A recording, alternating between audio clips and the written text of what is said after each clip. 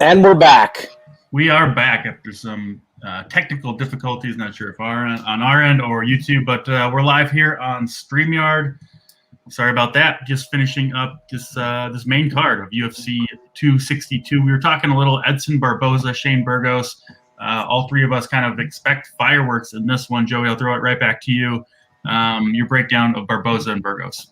Yeah, so I think this fight stays standing. It's between two guys, phenomenal striking, great durability. Burgos throws a good amount of volume and always brings the pace and pressure. Plus, he does have some power behind those punches, as you mentioned. But he does take a lot of damage at times. And, I mean, even in that last fight for Josh Emmett, he took a lot of damage with Josh Emmett on basically, one leg, tore ACL, whatever. But previously, he's only lost to Calvin Kattar, who obviously is top fighter in this division. Barboza's lost 5 of his last 7, but obviously to some high-level mixed martial artists, Khabib Nurmagomedov, Kevin Lee, Justin Gaethje, Paul Felder, and Dan Ige. With Ige and Felder fights were both split decisions, which, could have went either way. I thought he won the Ige fight, possibly even the Felder fight. Barboza, he doesn't have a lot of power, but he throws a lot of punches. I think he's the better complete fighter of the two. He has unique attacks, prefers to keep it in the pocket, always throws his legs. I'm interested to see how he reacts to Burgos' pressure because a lot of the times Barboza does have his back off the cage and is comfortable somewhat fighting that way. But I am very interested to watch this fight. I keep going back and forth on who I think is going to win. If I had to pick a side, I guess it would be Barboza based on his level of competition. But I'm just going to enjoy this one.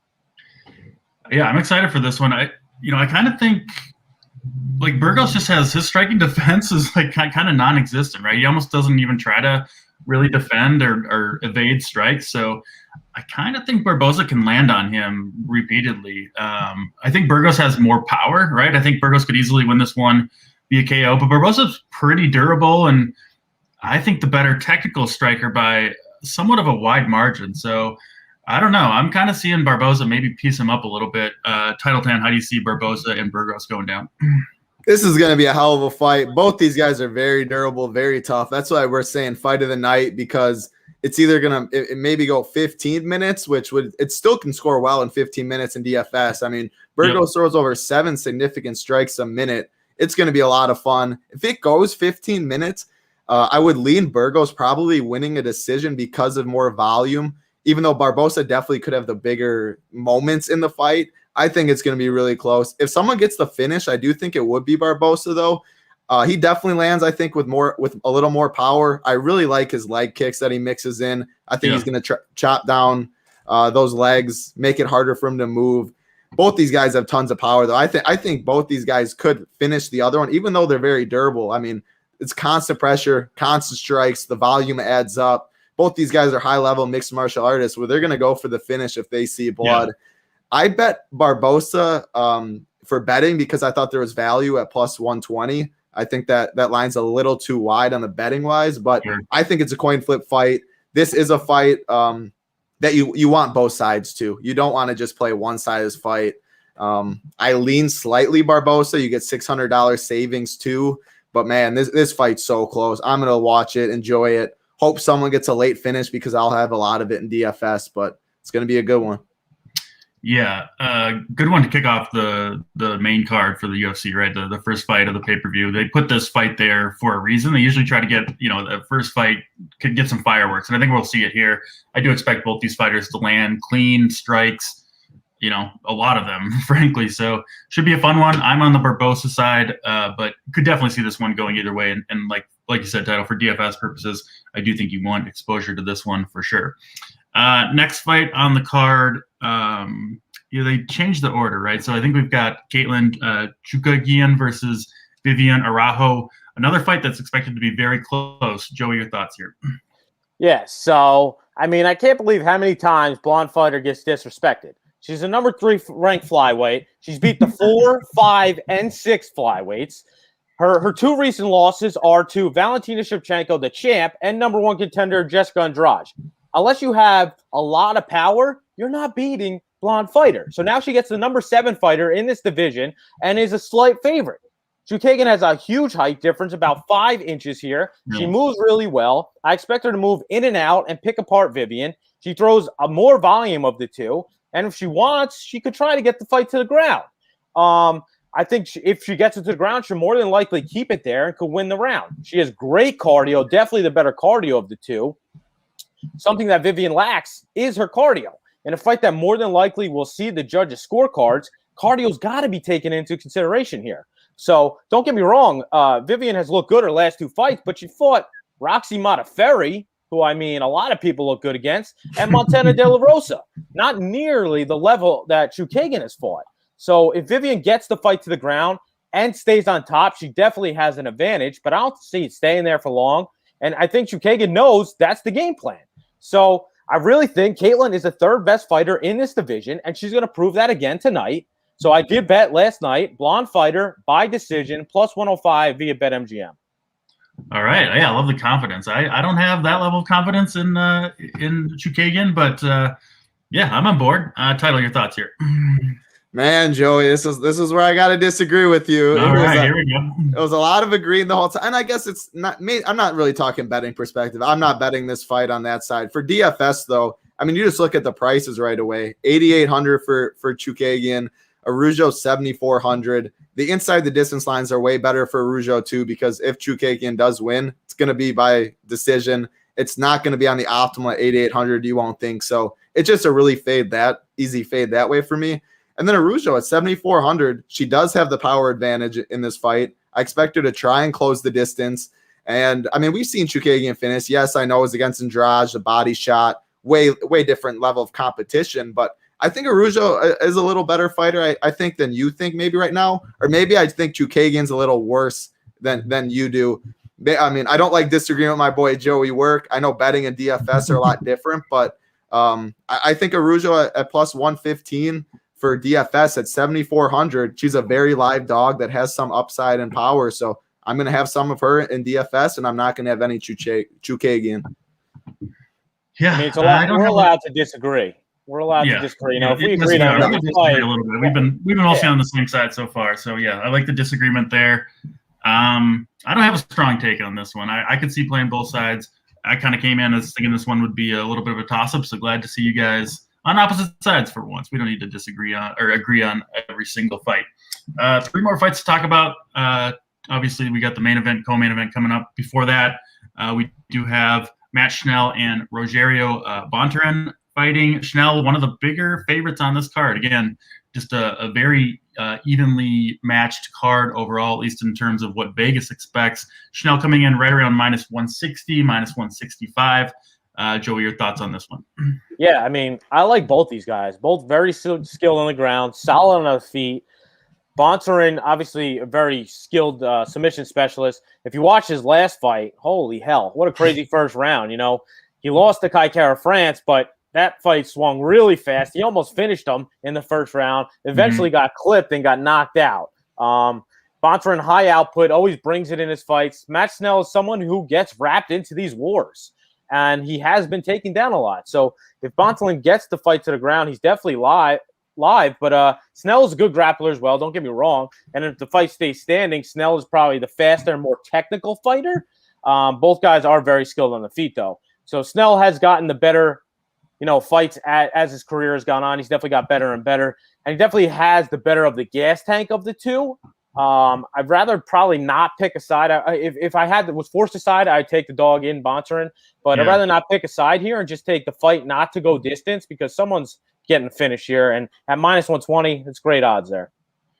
Yeah, probably, Snell by KO and Bontorin by submission, right, would be kind of the chalky answer, I guess. But I think it's probably true here. Is that how you see it, Joey? Yeah, but possibly, Snell gets wrapped into these wars. Snell gets wrapped into these wars. He could get KO'd. It's just too many different possibilities on a finish here. Yeah, sounds like you're expecting an exciting fight here. Tyler, your thoughts on Snell and Bontorin?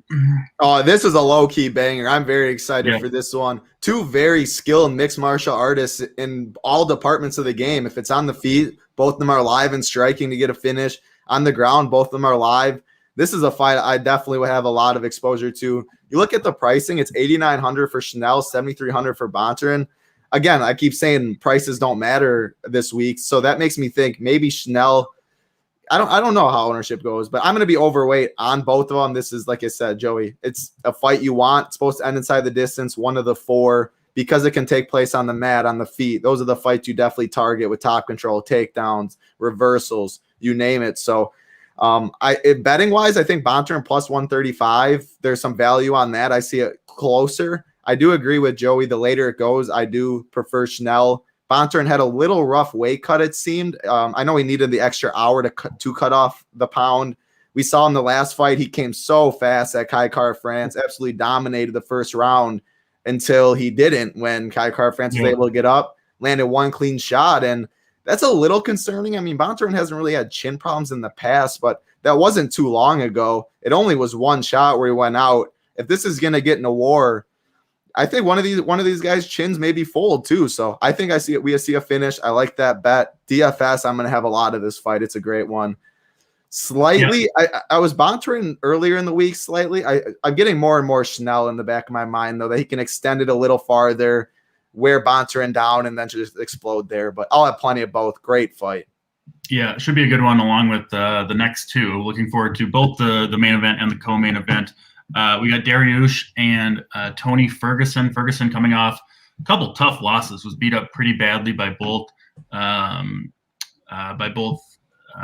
Justin Gaethje and Oliveira, obviously on this card as well. Before that, Ferguson had beat kind of guys on their way out, right? Donald Cerrone, we've seen him kind of fold since that fight. Anthony Pettis. I think a big question mark is how much does Ferguson have left? He made big camp changes for this one, right? Kind of focusing on his boxing. Maybe we'll see a slightly more orthodox Tony Ferguson, although I don't know if he's really got that in him once he steps into the cage. And Dariush has been very, very impressive over his last 2 fights, 5-fight win streak for him. He is a moderate -150 to -160 favorite here. Joey, your thoughts on Dariush and Ferguson? First off, shout out Tony Ferguson. He's been learning how to talk shit, and he's done it well. And he yelled at Dana White yesterday. He said to Dana White yesterday saying they should get a bonus, an extra, I think, 25,000. So they upped the finishes in this card. If you get a performance bonus, it's now 75,000 on this card because Tony knew how to rub Dana the right way. So kudos to that. Sure. But everybody and their sisters on Beneil Dariush. I get it. We can't like what we've seen from Tony lately, but the level of competition these two fought lately is not even on par. Benny's won 6 in a row over Scott Holtzman. Frank Camacho is going to get cut any day. Drakkar Klose, Diego Ferreira. Are these guys up to Tony Ferguson? I don't think so. I mean, Tony needs to keep moving forward. He throws a lot of volume. We know he's crazy durable, and this is only a 3-round fight. So I definitely expect, probably the judges get this goes to the judges. Should Beneil try to use his wrestling like he did in his last fight over Diego Ferreira? I think he can, because we saw Oliveira take down Tony at will, basically. I'm just not sure how long he could keep Tony there. So if the fight does stay at distance, I think Beneil will be able to touch Ferguson for sure. The only side I would bet here is Beneil Dariush, but I'm off this fight. Yeah, I've been one of my biggest bets was Gaethje over Ferguson. Well, that was like a year ago now, and I was on Oliveira pretty big over Ferguson. So I don't think he's done per se. I just think he's kind of a little bit overrated in my opinion. We'll see what he can bring. I know he's a fun fighter to watch, win or lose, right? His fights are going to be entertaining, no question about that. And obviously big respect for getting those bigger bonuses. But I'm on Dariush here. I just think kind of the more composed fighter. I think he can win this fight multiple ways with wrestling or via striking. So yeah, give me Dariush. I understand, everybody's on him, but I'm joining that train. Title, your thoughts? Yeah, the thing you got to look at with Tony is, do you think it's the same Tony Ferguson as when he was about to fight Habib and had all that? I think Gaethje gave him a life-changing beating that you just can't recover from in MMA. I mean, he was too tough for his own good. He walked out of that fight just completely broken. Oliveira, I mean, there's no shame to lose to Gaethje and Oliveira. That's the highest level of competition as it gets. A, it's how he lost it. And B, he's not getting a Jacare Souza softball to then go get Muniz. He's getting Beneil Dariush, who's a complete killer too. This guy, I mean, he can take it on the mat. I think he can walk in with Oliveira's game plan, wrestle him. I don't think he would completely dominate 15 minutes on the ground like Oliveira did. He's different on the ground. He floats. I mean, Oliveira, that's why he's fighting next, and we'll talk about it. But Dariush on the ground, I think he can control Tony. On the feet, I think he has more power. I actually think Dariush finishes Ferguson in this fight. I think this is the one. I think it's a war. All this talking between the two. I mean, Ferguson's never scared for a war. I think Dariush isn't scared for a war. I mean, Ferguson's body, I think, gives out eventually. I think today's the fight. It's going to be a really, really fun one. I'm completely fading Tony Ferguson in 20 entry max and below. Even if he wins, I don't think he finishes Dariush. A decision win on this card, mainly striking. I don't see a lot of top control and takedowns. I don't see him on the optimal. So I'm fading Tony. I know he's going to get ownership for the name, especially. Yeah. Give me Dariush in this fight and give me a finish. I cannot wait. But Tony, all respect to him. I mean, it's going to be a fun fight. We love seeing him fight. It's time to pick against the old guy, I guess. I don't know. Yeah, I'm right with you, Title. Glad to hear you're on the same side of this one. Like for me, you know, when you see a kind of a young up and coming fighter switch camps or, you know, try out something new, I like that, right? I think that's kind of a plus. When you see Tony Ferguson do it after a couple losses, it's almost like he's like searching for something, right? And like you said, Title, that loss to Gaethje, I think, took a lot out of Ferguson. So it sounds like, Joey, a little bit of disagreement there, but yeah, we'll give you final word, Joey. Yeah, no, I think, you know, the only side I would take is Beneil Dariush, but okay. I'm just not fully interested in this fight. I mean, everybody is on Beneil Dariush. That's kind of scary. I don't like to be on the same side as the public and everybody. So, but it should be an interesting fight. And you know, if Tony gets finished here, I mean, he's got to slow down. I don't know, man. Maybe take a break, look somewhere else, look for a different career. Yeah. I don't know. You know, I don't know what else Tony Ferguson might do other than fighting. maybe he's got some go to medical school or something. Maybe for Ferguson. He could be a psychiatrist. No. Yeah. He's a fighter through and through. And I mean, listen, if you're clamoring for the bonus to be up from 50 to 75K. Well, we know you're coming forward, right? Like, that's for sure, because you're going for that bonus. I don't think he gets it. I think Dariush might get it on the other hand, but should be a great co-main event here. All right, let's get to the main event. Charles Oliveira. He's been extremely impressive recently. Most recently, obviously, with that victory over Ferguson. Michael Chandler came over from which organization was he in? Bellator, yeah, where he was kind of the champion there. Looked fantastic against Dan Hooker with a really, really impressive first-round knockout. This looks like a fantastic fight to me. I think, you know, a lot of different styles here. Oliveira, kind of known for his jiu-jitsu, right? I think that's kind of his bread and butter, but his striking has been improving. That's looked good to me recently. Oliveira is a slight favorite, around -120 to -130 most places. Chandler, a lot of power, good wrestler. You know, you can see Chandler wrestle him, but do you really want to go to the mat with Oliveira? I think Chandler probably has more power, right? If we're talking one punch power, but I don't know who's the better technical striker here. So this is a fascinating fight to me, one that I could see going multiple directions, and one that is, I think, highly favored to finish inside the distance, right, Joey? Yeah. Under 2.5 is like -250. So, I mean, I was on Dan Hooker in the last fight, and he got starched. I was never sold on Michael Chandler coming over from Bellator. Am I going to jump ship after he knocked out one guy? You know, I don't think I can. But I really can't trust either of these guys. You know, Chandler, all-American wrestler, obviously, he's far superior wrestler, probably will get some takedowns here if he wants to. I'm just not sure that's the game plan he wants to use. He definitely has the more power of the two, as you mentioned. But my guess would be he keeps his standing and tries to starch him the same way he did Dan Hooker. He throws those overhand lefts, and if he connects on one of those, he could put anybody to sleep. But the longer this fight goes on, Charlie O will win minutes, and he's one of the best in the UFC with submissions. I understand Chandler has never been submitted, but Charlie has slowly got the better in the stand-up as he's gone on in his career, and he'll bring pressure, and his jiu-jitsu is obviously top level.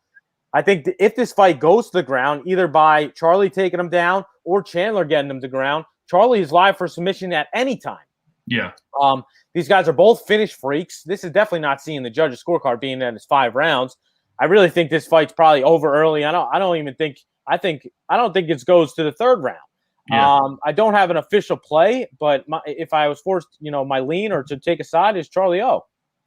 I'm with you. I'm on Oliveira as well here. My biggest question mark for this one, Joey, does Chandler have a chance to take Charlie O down and control him with top control and win the fight grind him out for 5 rounds. Do you think that's you don't think so? I don't think so either, but that's my biggest fear for Charlie O, right? That Chandler uses his wrestling, controls him with top control. I think his jiu-jitsu is too good. He can threaten and use that to get back to his feet, right? That's how I see it. But absolutely, he could be able to take him down, but Charlie's getting back up. He ain't keeping him down.